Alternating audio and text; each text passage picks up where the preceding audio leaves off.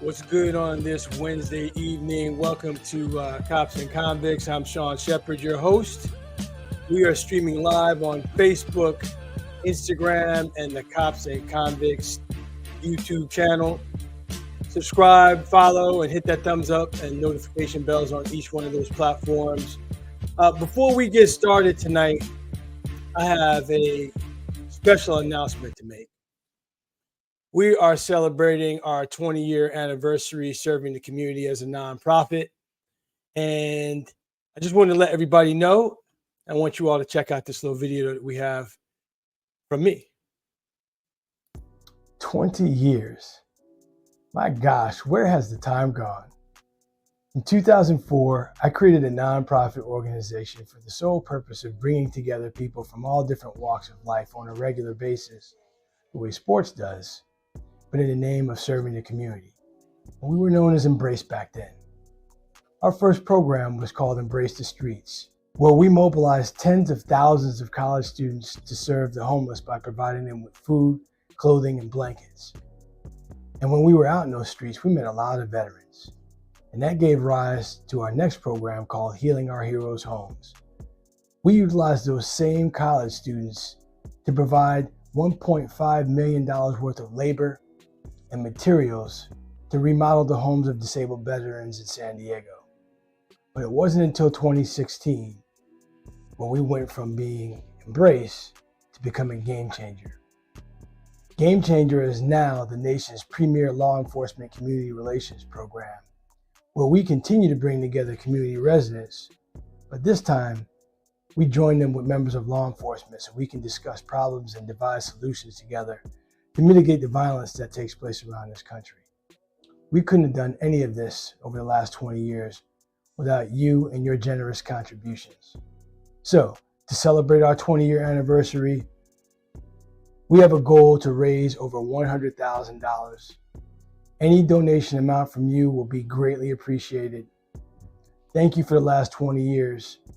Let's do another 20 together. So I hope you all like that little video that I made. If you're interested in supporting us, there's a GoFundMe link. You can take a screenshot and put that into your web browser. Any donation amount is good with us. We'd certainly appreciate it. We want to be able to do this for another 20 years. So without further ado, I'm going to bring in my guest tonight, Mr. Vance Harris. Vance, welcome to Cops and Convicts, bro. Hey, thank you, Sean. Appreciate the opportunity, man. It's great to have you. It's great to have you. So let me see if I can get. Let's do it this way. Let's do it this way. Let's blow it up. So, Vance, the good thing about this conversation we're about to have is that I'm about to learn a whole lot about you. As many times as we've seen each other, all I know is that you do great work with ARC, the Anti-Recidivism Coalition. You're a solid dude, and you have participated in our Game Changer model a number of times, man. And I know you've been incarcerated. That's all I know about you. So let's look back to when, right when you were incarcerated, but let's go back like 5 years. Okay. What was Vance Harris doing for 5 years before you were incarcerated? I was a freshman in high school. Just like a regular kid, chasing girls, trying to. No, not you. You wasn't chasing no girls. Chasing girls, man. I was late to class because I used to walk every pretty girl I saw. Hey, bro, I ain't mad at you. I'm not mad at you. So, you know what I'm saying? So definitely, looking at where I was 5 years ago to, when I went to prison, I was definitely just a regular kid, man, just trying to find his lane in school. So what was high school like for you? Were you involved in any extracurricular activities? Were you in sports? What were you doing in high school? So it's funny because my friends would be like, man, I was like too cool, man. Like, I just would just be chilling, trying, like I say, just talk to girls. I would consider myself like a ladies' man. From freshman year to senior year. From freshman to senior year, man. That's when I kind of hit a growth spurt because I was kind of short. going in middle school, I was kind of short, so I kind of hit my little growth where I kind of hit like 5'8", so I was a little way much taller than what I was in middle school. I think I was like 5'4", 5'5". So, just when I walked to my own understanding when I got to high school, man, I'm just trying to just fit in, talk to girls. I wanted to play basketball. That's one thing I do would say I look back on and regret. I wish I would have played some sports, but I just was too cool, man. I'm like, nah, I ain't trying to sweat. So at 5'5", you still had confidence Of to talk to course, the ladies. You didn't care about being 5'5". I didn't care about being 5'5". I knew one day I'm gonna hit that growth spurt. Uh, so when you weren't going to school, what were you doing outside of school? So when I wasn't in school, man, my mom was very heavy in church. So she'll pick us up from school and we go to Bible study on Wednesday, Bible study on Thursday. We doing something in the community of the church. So that was kind of like what my after school program was like. Once I hit high school though, things kind of changed. I started walking home, going home by myself. So I'll just be at the house just chilling. I really wasn't doing too much, man. Like literally, like I just was simple, playing video games, watching TV. I wasn't really outside like that unless I had to be. So you mentioned your mom's. Was your pops in the picture? My pops was not in the picture. My pops, he was one of those parents I was there when it was convenient. My pops was in love with my mom, so anything that he felt like he can get brownie points with my mom, he would try to be there. But the moment my mom cut him off and she really moved on, he kind of like left me alone. So You that have was brothers. You have brothers and sisters. yes, I'm the middle child. My mom had 5 kids. So 5 kids. five Okay. kids. Yeah. So it's funny because I tell people I'm like the little big brother. And the reason why I say that is because I say it's 5 kids. I'm 33. My oldest brother is 44. My oldest sister, she is 42. And then you have me at 33. So growing up in a household with my older brother and sister, I was the baby. And I Mm. have a younger sister that just turned 30. She just turned 30 this year, and I have a younger brother who just turned 28. So growing up in the house with them, I was the bigger brother because the older siblings are already out the house. So by me being the middle child, I'm like the little big brother. So out of your siblings, your older siblings, was there one of them that you looked up to? Yes, my older brother. My older brother and sister was the one I say I looked up to the most. They was the one that kind of really like prepared me for my identity, like to molding me into like being smooth, making sure because my sister was she was like a tomboy, right? My brother, he was a he was a street dude, but my brother he was a boxer. So like the one thing that my family, we're light skinned, so we bruise easily, we bring attention to ourselves. So that's one thing my brother made sure that I had growing up. Like he punched on me, make sure I was tough enough. So when I got out there in the streets, I wasn't no punk if somebody ever tried to step to me. And then like I say, my sister, she kind of just she was a tomboy, she was a hustler though. She kind of kept me laced. Some of the men that she dated, wasn't really the best influence, but just kind of being around them, like I say, just kind of being able to see how to maneuver as a young man. So from what you described, your older sister was a hustler. Yes. I don't know what you mean by that, but I'm gonna ask you. And then you said Yeah.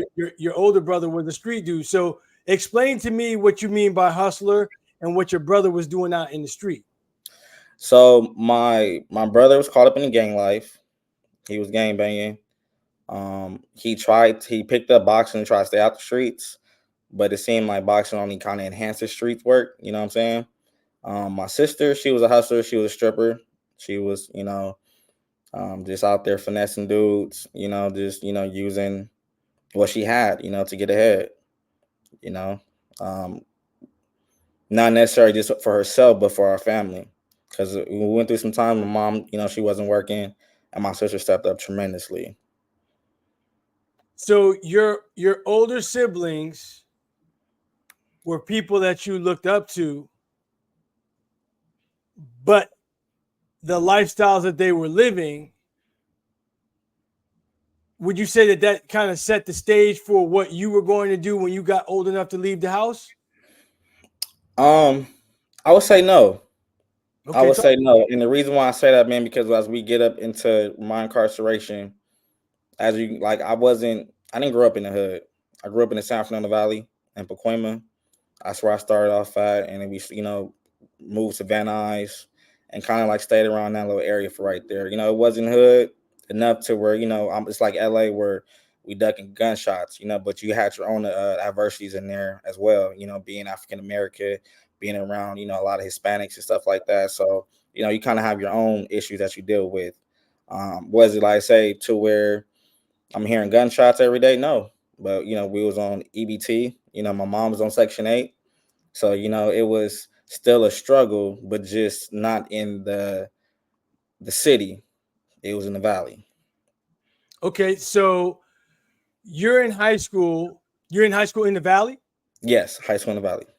Okay, so when did you decide you wanted to have a little social life and go out and you said you was a ladies man. Right. Being a ladies man costs money. Yes, it does. What were you doing to finance your ladies man lifestyle? So let me tell you, man, my freshman year, I was like 0 and 100. I would pop, pop, pop, pop, pop, but never did I get a chance to really, get a chance to take a girl out or really do anything of that nature. Far as the little bit of social status I got was, attending certain parties that was thrown. But far as like really me taking a girl out and stuff like that, I didn't do that till about like my 10th grade year. Okay, Year. so how'd you finance that? Oh, so every day my mom would give me $5 for lunch money. All right. So I got smart because being a ladies man, you gotta keep up your appearance. So I would save my money up because I want a haircut every week. Was my standard. 1 week a haircut, next week a lineup. You know what I'm saying? Keep the waves low. If I decide to grow my curls out, just whatever it was, gotta stay fresh. So with the $5 my mom would give me, sometimes I wouldn't eat. I just say that $5, and then on the weekend, hey, I had $25. What we trying to do? So that was kind of pretty much how I strategized of whether or not if I was going to do something or not. All right, but at some point you outgrew that. $25 a week wasn't enough. So yeah, at some point, mom she helped me get my first job. My first job was working at Albertsons. I was a bagger. Okay. So yeah, my first job was at Albertsons in Northridge, and it was right there by the college. So by me bagging groceries and walking people, elderly people to their car, I would get tips, and kind of get a little change and stuff like that. So for what I was doing, and once I started getting my own money, it kind of felt good. I'm not gonna lie, I did get cut off. My mom, she no longer gave me them $5, or she looked for me to pretty much take care of myself because she told me, you have to learn you learn this now versus me trying to baby you till you're 18, and then when you get out there you have no life skills. So I didn't always agree with my mom ways of dealing things when it came to finances, but um, looking back at it as an adult, I see that what she did was something that instilled in me for the future. So once she cut you off, what was your plan? It just when she cut me off, I had to start looking at what I was getting, and at the time back then, I was getting like $8 an hour. You know what I'm saying? So when I was getting my checks, it would be like, and mind you, just high school, so I only work like 15 hours a week type stuff. So Right. checks is like 125. And the good thing about grocery store, and I don't know if a lot of people know this, but you get paid every Friday. So every Every Friday was payday. That's nice. Every Friday was payday, so it was nice. But Is just that something still the case? Is that still the case? that I'm not for sure. That I'm not for sure. But I know that you get paid every Friday at the grocery store. And well, at least at the time when I was there, that was back in 2007. Okay. So like I said, going back to what you're saying is just like, okay, well, I wanted shoes, you know. my mom, like when she taking my us back to school for shopping, she don't take my little brother and sister. Vance, you got to check. You got money.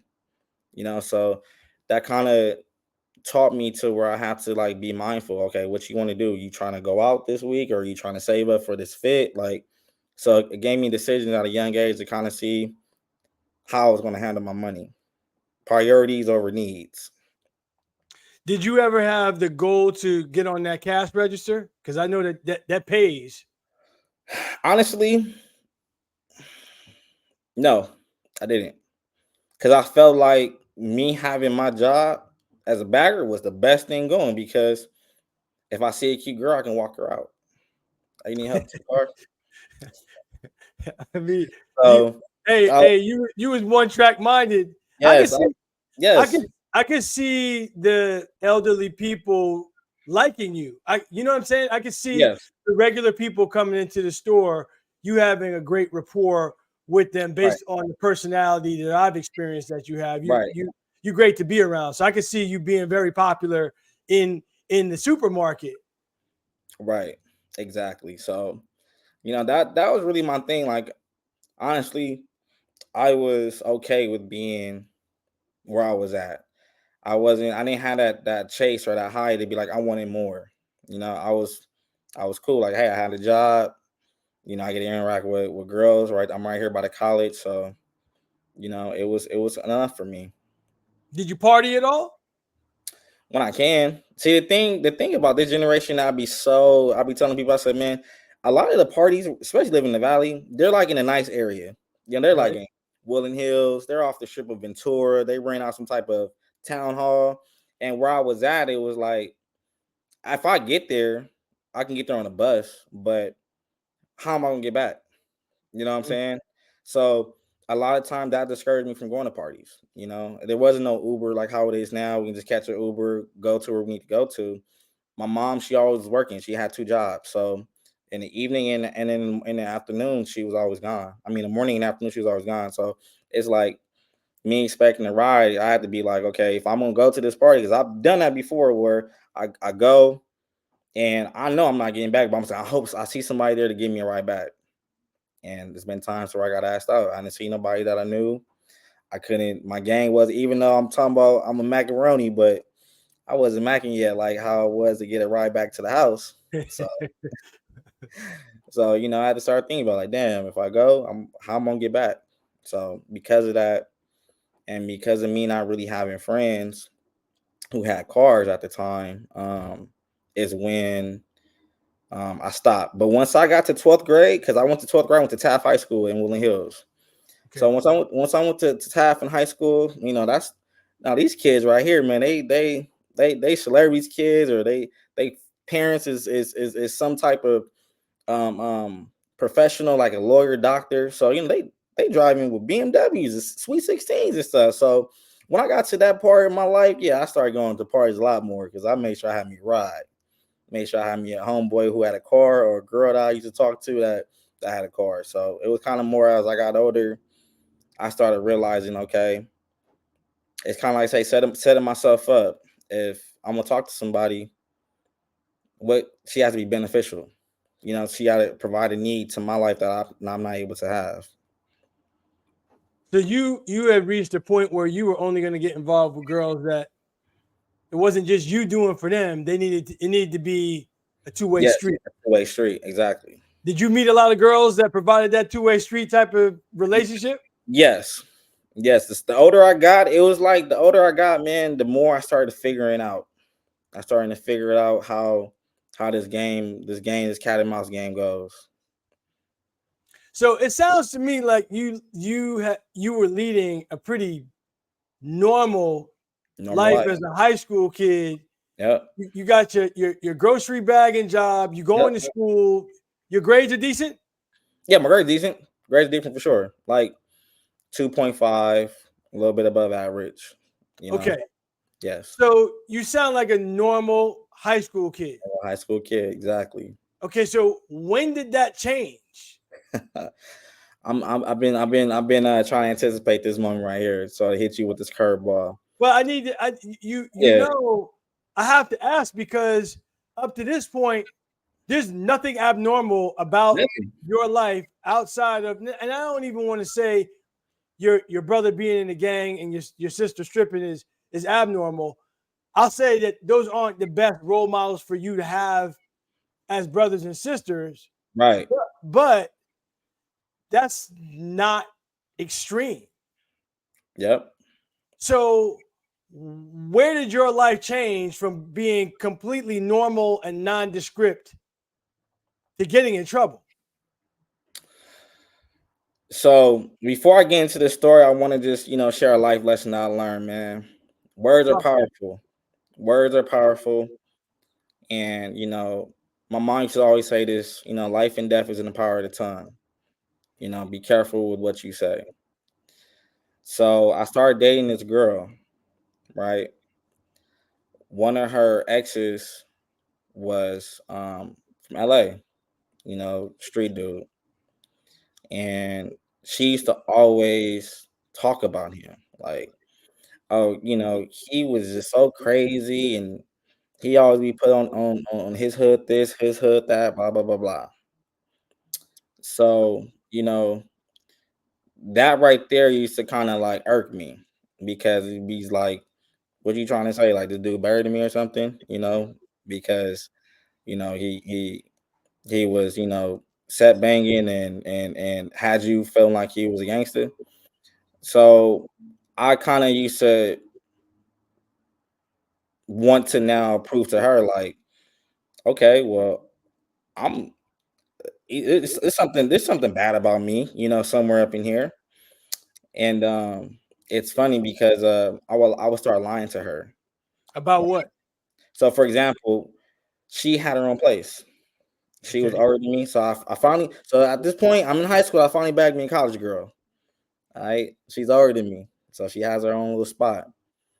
And so I will lie and say that um, I'm out trafficking. Like, hey, I'm finna go cross state real quick to go drop something off. I'll be right back. Really, I'm at my mama house, sleep, chilling. But I wanted her to make it seem like, I was out here doing something.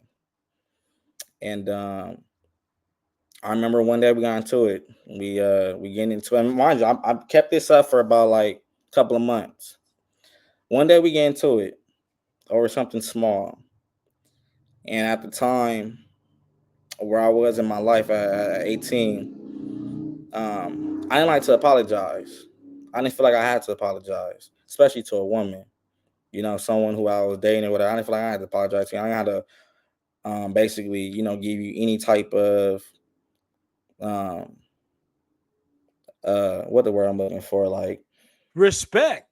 yeah, respect, but also like, like I don't have to tell you what I got going on in my life, you know? Where'd you get that from, though? Because everything that you said to me leading up to this point, that would never have made me thought that you had a lack of respect or you don't need to apologize. And you said especially because she's a woman.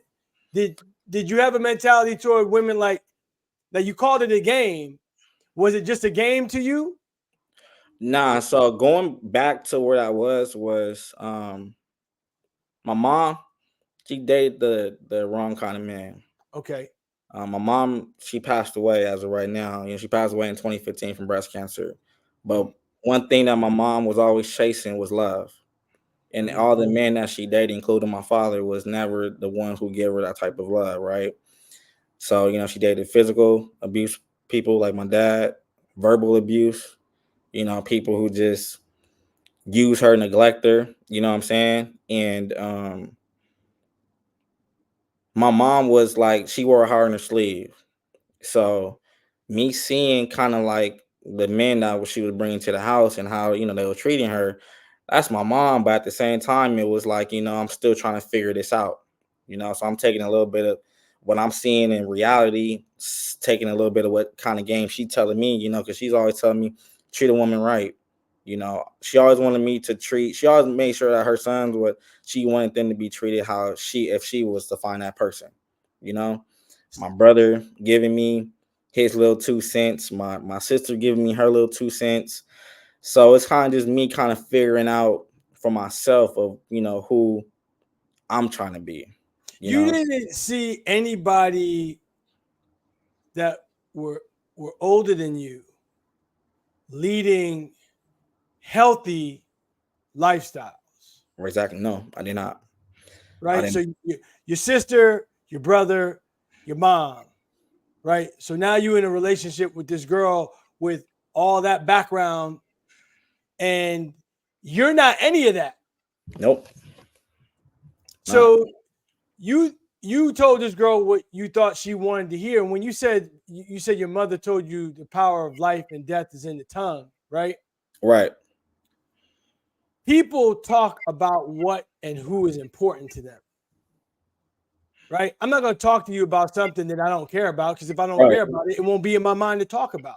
Exactly. So not only was this girl that you were with talking about her ex that was banging, she was talking about her ex. Yep. Period. To you. And that made you feel like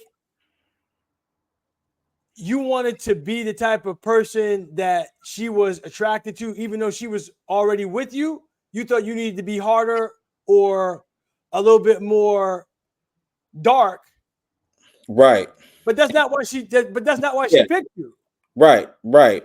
I think what it was is just because, I've always grew up having the second hand to me, being a pretty boy. So, when you be associated with being a pretty boy, you're not tough. There's nothing tough about being pretty. You know what I'm saying? Just like, oh, you're cute. But when you go and you think of someone who's a gang member, it's like, oh, he's a thug. He is someone who, oh, girl, I gotta watch out for him. He crazy. So when you take in that and you trying to mix it with that, it's like, well, I'm not really scared. Like, I'm with you because of your looks. I'm not, like, something about the ex was more of like, I was sprung off the crazy shit he would do. You know what I'm saying? So it was like two different type of games, two different type of the way that we carried ourselves with her ex and with me. So with me constantly hearing that, it was kind of made me look at myself like, wait, you don't think that I can protect you? You don't think that, I'm with it? If there ever was to, wasn't trying to sit up here and say I'll fight for you. You know what I'm saying? I wasn't going that far. But at the same time, it's like, I'm not ducking no smoke, but I have to broadcast it. You know what I'm saying? And I felt like that was something that was a challenge for me. So like I said, I started lying, just started saying little dumb stuff. But one lie I felt like I said too far. I lied to her and told her that I was gonna go to jail. I said, hey, the cops are behind me. Me and my homie, we on a high speed chase right now. I'm about to go to jail. And it was just something to see kind of like what was her mindset. Like, was she gonna try to stay down? Like, what she was gonna, I really did like her. I just didn't like the fact that she was hung up on her ex. You know what I'm saying? So Where were you really when you were telling her my mama house? you were at your mom's house, but you told her you was. Exactly. Let me say this to you. Let me say it to you before you finish the story. If you had more self-confidence,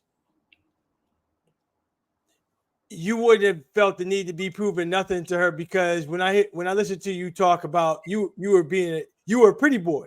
Right. I'm not going to say that I was a pretty boy, but I played football. Okay. And there was an edge to me because I played football. So I might have had that going for me as opposed to you. But I wasn't going to fight anybody unless I had to fight somebody. Otherwise, man, I was like you. I don't care why you picked me. I don't care about who you picked before. You know what I'm saying? Right. We here right now. Whatever he was, and we're gonna get this in. And if it's gonna last, it's gonna last. If it's not gonna last, what is your friend's name? What's your girlfriend's name? What's your sister's name? That was my attitude. And listening to you talk, I wish you felt that way about yourself at the time, because it's like, I don't care about this fool. I don't care about it. But you liked her and you were young. Right, exactly. And just looking back at it, man, I wish I didn't have no male role models. My mom, she was estranged from her family, so that's why we had ended up in the valley. A lot of my family's in LA, but we moved out to the valley at a very young age. I think I was in like elementary when we first moved out there, and we've been out there ever since. But like a lot of my family was out there, including my dad. I remember even before he stopped coming around, I would go out there every other weekend and stuff like that. So with us being secluded, it was like, who do I have? All I have is my brother. That's my only male role model in my life, and I know the lifestyle that he's living. You know, and just I was kind of look at it like, so I'm taking everything from like what I see like on TV. You know, I'm looking at this movie and I'm like, damn, I really like how he is as a father. Man, I want to be like that when I'm a dad, or a husband. Just looking at certain things and just trying to take in and creating my own scrapbook for how I want to be a man. So, but you hit the nut right on the hammer. I didn't have that. I was figuring it out. So you told her that you were about to go to jail. The cops are chasing you. All Yeah. right. So continue. So, at this time, I started hanging out. I met one of the kids that when I was in high school. He was Armenian, and his family had a chop shop, and he was telling me, he was like, yeah, man, if you see we got certain cars, man, that we trying to look for it, man, we will catch you out for it. Now, mind you, when I was in school, he always had to fly his stuff, True Religion jeans, always, back then, Ed Hardy, Hollister and stuff like that when it was popping. So when I would see him again, I'd be like, damn, like, bro, you own? And he basically told me, like, yeah, bro, that's what I'm on, still in cars. So I remember one night, man, I'm just bored. Like I said, idle mind is dangerous. I'm bored. And at the time we had the sidekicks back then. Right. Right. And we was talking to each other on the sidekick, and he said he was gonna pick me up. He was in the area. He was in Reseda because at the time I was like living in Reseda. So he like, I'm about to come pick you up. Come pick me up, and we talking and shit, smoking, and then he's like, man, I'm finna hit this lick. You trying to roll with me? I'm like, it's simple, it's easy. I'm like, yeah. So he showed me, went broke the glass, hot wired the shit, and he up out of there, quick and easy. Took the car to the location he needed to take it to, and got cashed out. So me seeing that put an idea in my head, like, That okay, was the first. That's the first time you did anything like that. first time. Okay. So Wait. Hang on. yeah, go ahead. Go back to when you told your girl that you were being chased by the cops and that you were going to jail, because it makes it sound like you said that first before this. Yeah. Okay, So, so how did that end? You need to put a bow on that for me. You told her a lie. so I What told her happened? a lie Right. to stay at my mama's house. After I told her the lie, I ended up being at my mama's house, and later on that day, I ended up kicking it with my friend that I'm telling you about with the car. He picked me up. So then, as he drops me off, as we driving down the block, I'm peeping. He taking me back to my house. As I'm driving down the block, I see a nice Mercedes, and I'm like, "Ooh, I'm finna take this Mercedes." I just saw how it just went down. So he dropped me off at the house. I walked back up the couple of blocks up where I saw the Mercedes at. And I'm nervous as shit. I'm like, bro, I'm nervous as shit. I'm trying to because he had something, a device to break the glass, and he was telling me like how hot wire. So he go ahead and I go ahead and I find a rock, throw that bitch out the window, it breaks, and I get inside. Alarm going off and everything. So I'm over here struggling forever in a day to finally trying to do this hot wire. I just give up and run away. Give up and run away. So as I'm giving up and running away, I'm like, man, fuck that. Like, man, do not, like, we not finna go home empty handed. So now I'm just walking up and down my main street by my house, and there's a hospital that's right there, Northridge Hospital, not too far from my house. So I'm going in the parking lot, and I'm just looking at cars. I see another Mercedes. I try it again. This time I succeed, and I get on. As I'm leaving, I'm not realizing that somebody's seen the whole thing in their car and they're following me.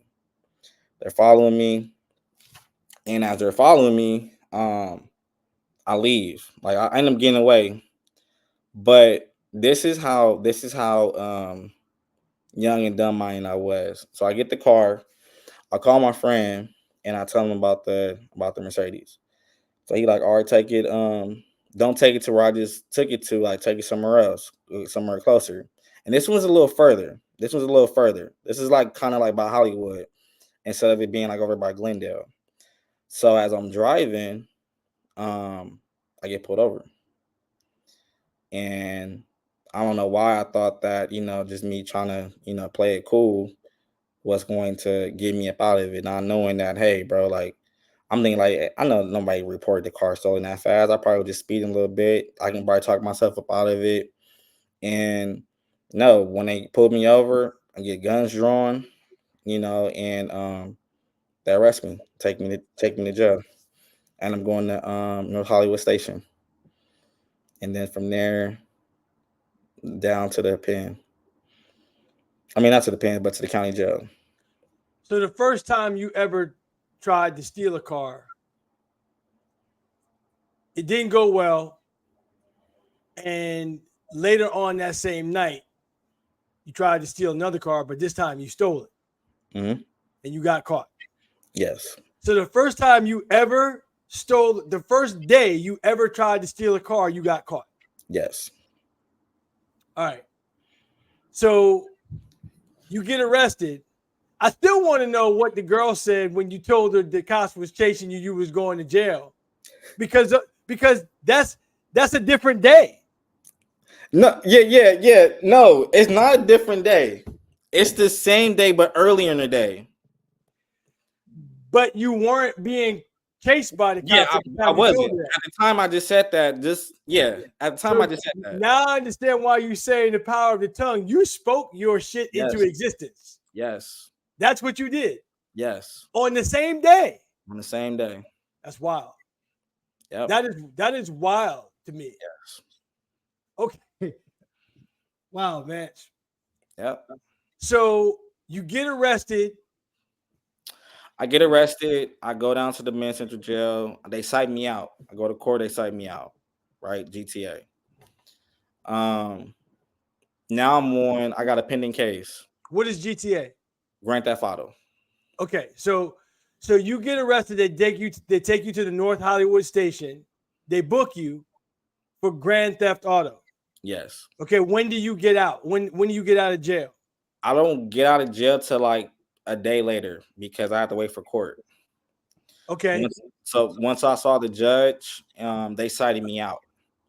Basically, come back to my next court day because basically I ain't got into no trouble. So it was just like, okay, cite me out. So now I got an open case. I'm supposed to come out to court in like a month, like like 6 weeks from now. So now I'm out. I got I'm coming back around my girl at the time and just like, yeah, just come pick me up from county jail. You know what I'm saying? Um, playing the whole part like, I'm really Billy Badass. You know what I'm saying? And it it worked. It was like, oh my gosh, you was in there. Yeah, I'm like, yeah, it was cool, whatever. And it's funny because once again, the whole moral of this story is the life and death power of the tongue. When I was in there, I was fronting like, yeah, it was nothing. You know what I'm saying? Like that shit is nothing in there. You know what I'm saying? Like, come on, girl. She constantly just checking, like, you all right? You okay? You fine? I'm like, yeah, I'm cool. Like, come on, it's nothing. So I had this open case. Now, mind you, me and her is off and on. We got like a toxic relationship, bro. Toxic relationship. So me and her going off and on. So I'm going back and forth to my mama house. And my mom told me, she said, You have to learn how to fight your battles with your girl. You know, you can't always keep running home. She was like, you know, if you're gonna be over, because I'll be over there. Like, I wouldn't come home at all when we good.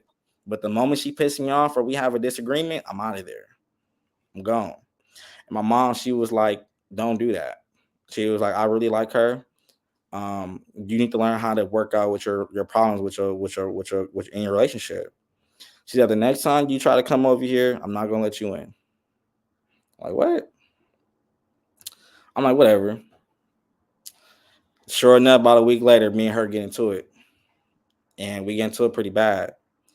And I walk over to my mama's house, and my mom didn't let me in. And she said, "No, I'm not gonna let you in." I'm like, "What?" She's like, "No, I'm not letting you in."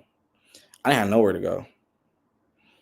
I didn't, as much as me saying, you know, I was lady man and cool, popular like that. I didn't have nowhere to go because I cut out my. No friends. At the time, my close friend, I didn't really kick it too many dudes. You know what I'm saying? I had like one dude I was with, still my best friend to this day. You know what I'm saying? But he wasn't in town at the time.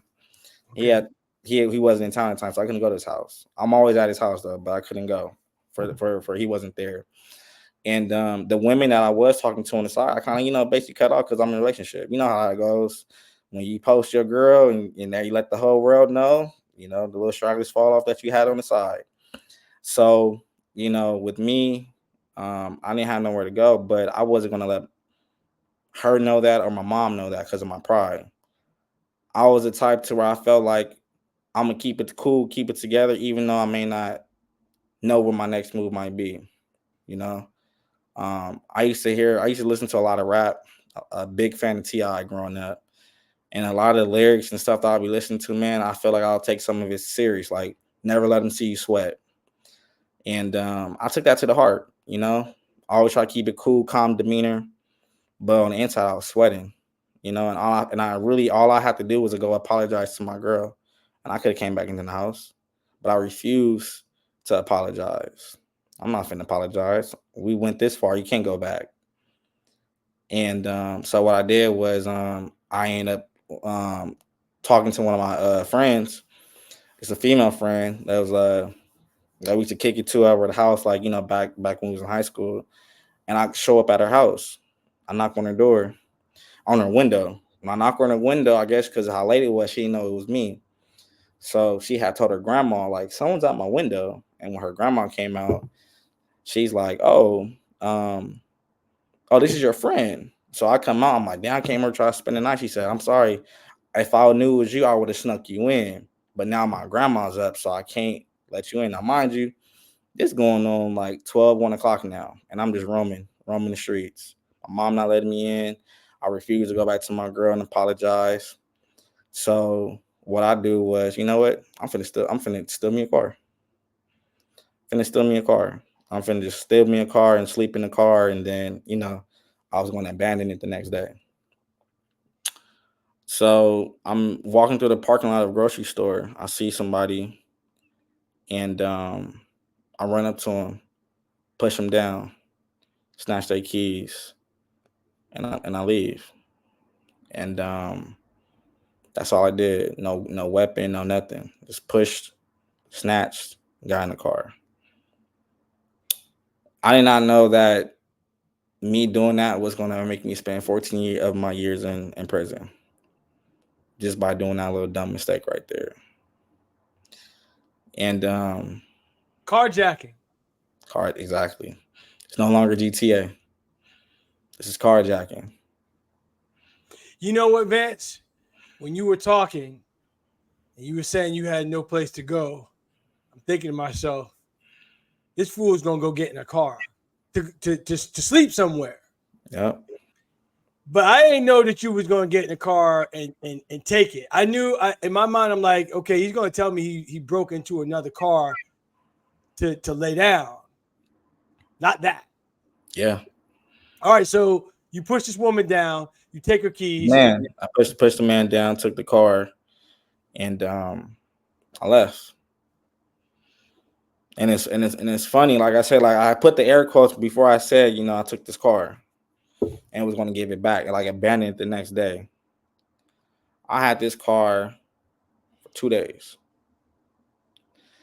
I was as soon as I got the car, I pulled up to my girlfriend's house, got my clothes from her house, went to my mama's house, got my clothes from my mama's house, and I was gonna go live with my grandmother in LA. That's what I was gonna go do. Like, fuck both of y'all. Like, whatever. Like, I'm cool. They looking like, who car is this? Don't worry about it. Just give me myself. I'm finna bounce. Sean, this shit is crazy. Reliving this. So before I hit the freeway to go to my grandma's house On day 2. day 2, day 2. I did it last night, so it's technically like a couple hours later, because I did like around 1:00. Now it's like 10:00 in the morning. I'm like, my windshield is dirty. Let me go to the car wash and give it a little rinse real quick. So I took it to the drive-thru. And this is when I found out, man, that car washes has a partnership with the police department. When you go to the car washes, they run your license plate. And that's how they find out if your car is stolen or if you want it or whatever. So I go to this car wash, they run it through, pay and everything. By the time they hunk the horn for me to get in the vehicle, and I get inside, 2 police cars pull up behind me, guns drawn and everything. And that was where my life kind of, went the direction that it went to for that time. This car wash, I'm just trying to piece together how dialed in the car wash is to LAPD or LA County Sheriff. You know what I'm saying? I don't understand how it would happen that quickly. I believe you. I absolutely believe you, because that's really the only way you could have gotten caught that quickly. Yeah. So you're out. They released you from Grand Theft Auto, and now they catch you for carjacking. How much time passed between the time that you were released for Grand Theft Auto until the time you got caught for carjacking? Like 17, 18 days. Okay. So they arrest you. Yep. And this time they're not letting you out. Nope. Not letting me out. So what did they set your bail at? So they set my bail at $500,000.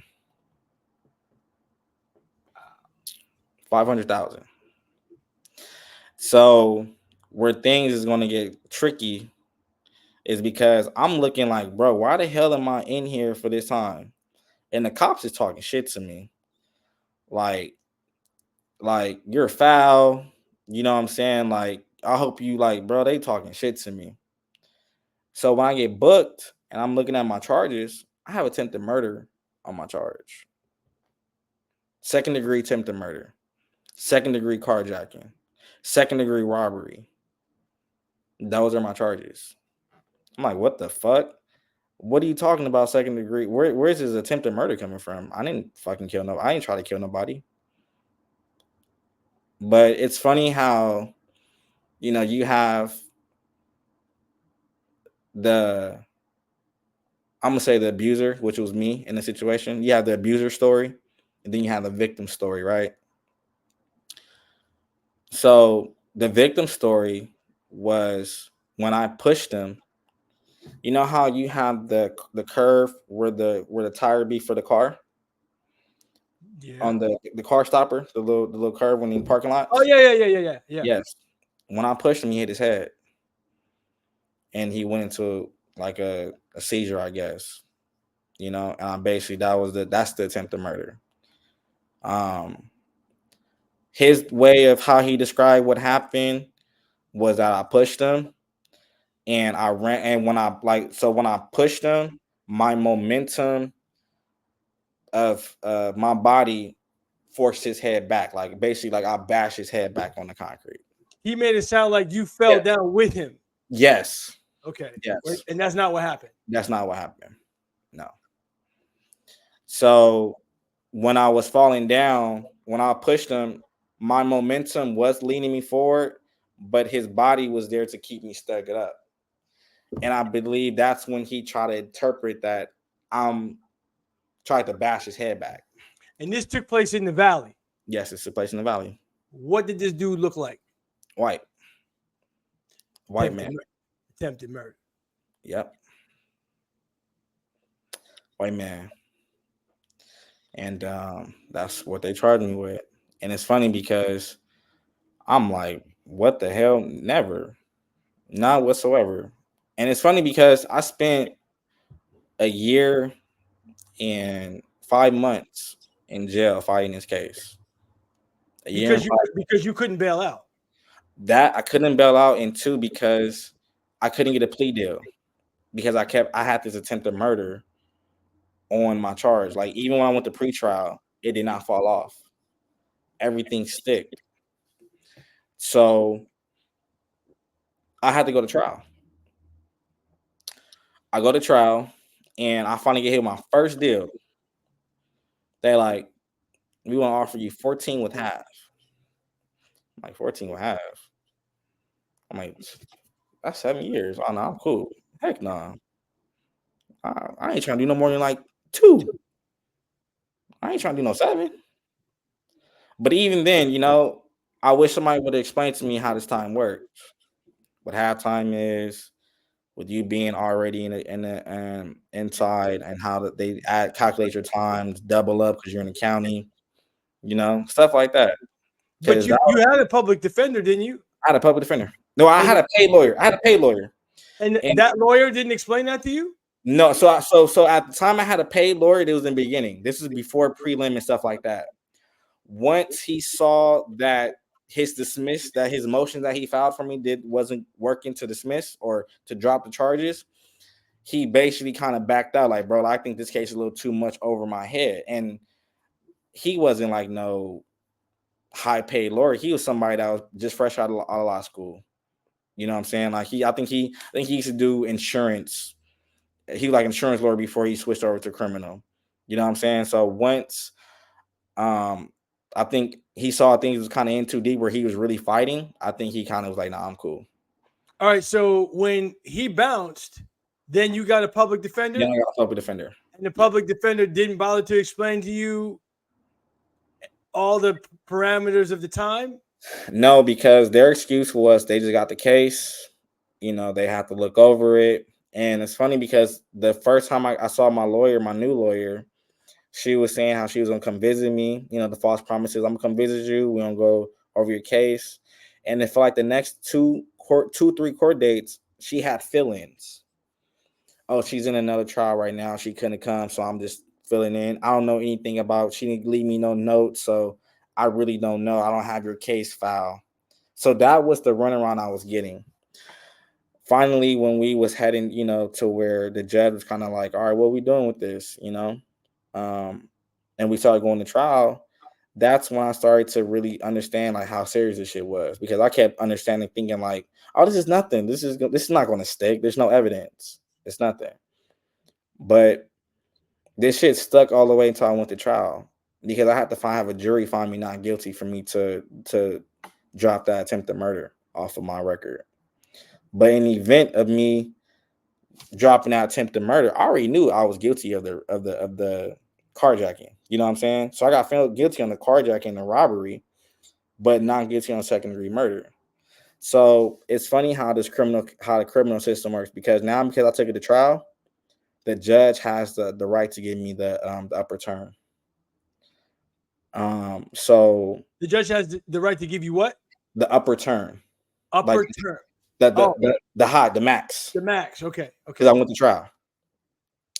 So my charges for the robbery was 3, 5, and 9.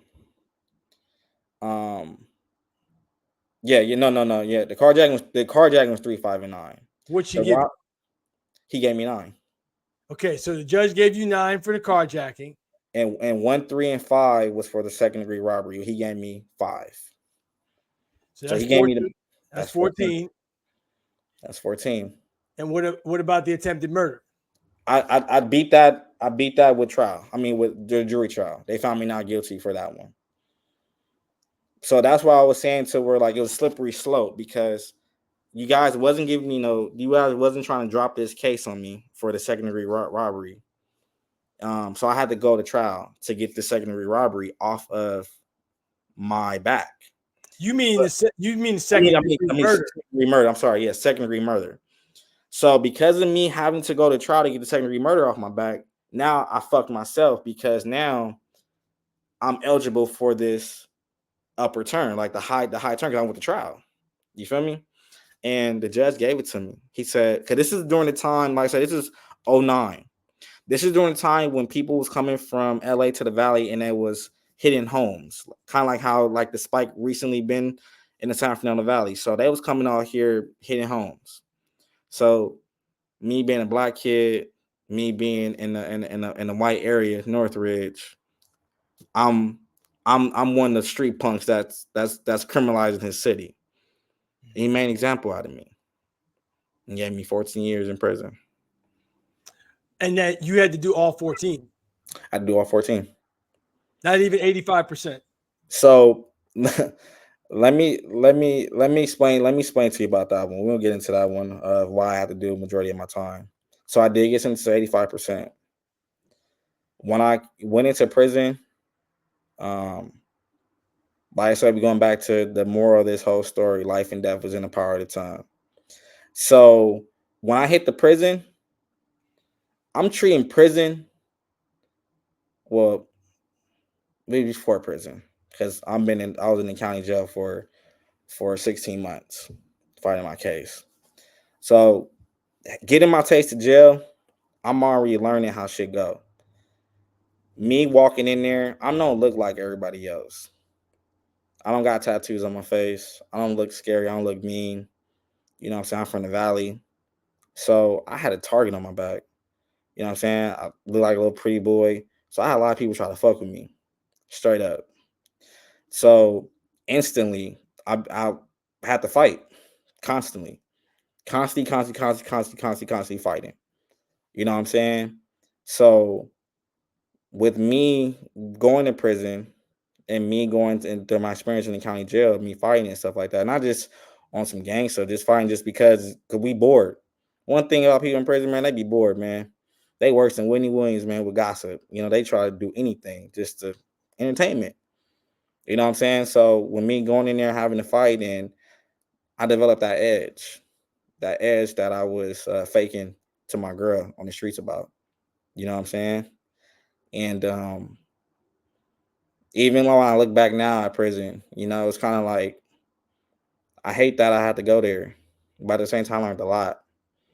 I learned a lot that I felt like, you know, I needed to learn in a sense, and some things I didn't need to learn, you know, because when you're in there, you surviving, man.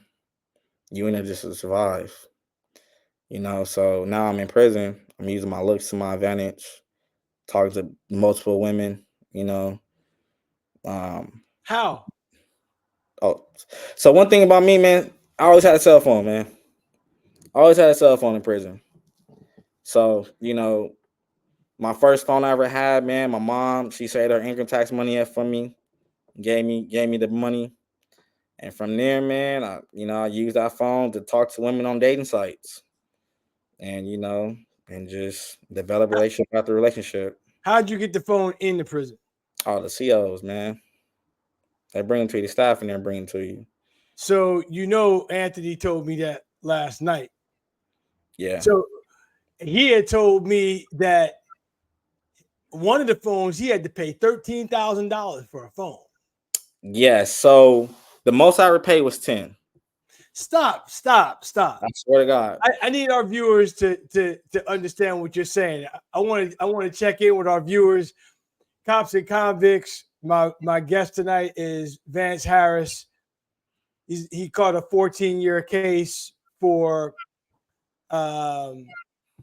you went to prison for carjacking, second degree Yes, robbery, carjacking, second degree robbery. second degree carjacking, second degree robbery. Yes. And he just got done saying that the most money he had to pay to have a phone in prison was $10,000. $10,000. So I need you to explain how this transaction works where you pay $10,000 to one correction officer. So here's how it works. If you're a correction officer, you fucking with one person. So it's like if I'm the correction officer, I'm gonna fuck with you, Sean. So I'm not gonna have nobody come hit me up. You keep our business to ourselves, and me and you got a deal going on. Wherever we work out, far as money wise, hey, I'll give you 10 phones for 10,000, whatever, and then you do what you do to make your bread back. The thing that I just say as if I was a correction officer, like, hey, keep our business between us. One thing in prison, we watch everything. We watch everything. So even if you keep it closed lip, I'm gonna pay attention to your behavior. Hey, why is Sean getting popped out right now? They just called him down to the office. You know what I'm saying? Like anybody gonna say nothing to you, but it's like everybody peeping. Everybody watching. And then it's like you might think you slick, but you got 1,000 eyes on you because every time that door crack open, everybody goes to the door to see, hey, what's going on? What's happening? Right. You know, You don't have anything else to do. you got nothing else to do. Right. Nothing else to do. So, this the dude at the time who had the phones that the CO was fucking with, that was his price. And at this time where I paid 10,000, it was during COVID. So it was nothing going on. You know what I'm What saying? facility was this at? I was at Folsom. So you North. were Yeah, I was at Folsom. I was at New you were Folsom. so you were at Folsom. Yes. You paid a CO $10,000 for a No, cell. so it's not the CO.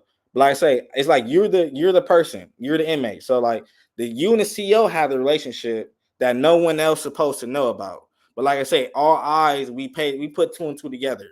But it's just I'm giving the 10,000 to you. Like, Sean, what's your cash app? I got the 10. To another inmate. Another inmate, yes. Okay, so but you have to have a phone to send money via Cash App to somebody. So, Sean, you the plug. Hey, Sean, I want to get a phone. You be like, here you go. I'm about to. Here, you got 10 minutes. I'm gonna see you my information. Have it MoneyGram, Cash App, or Zelle. However you want to split it up.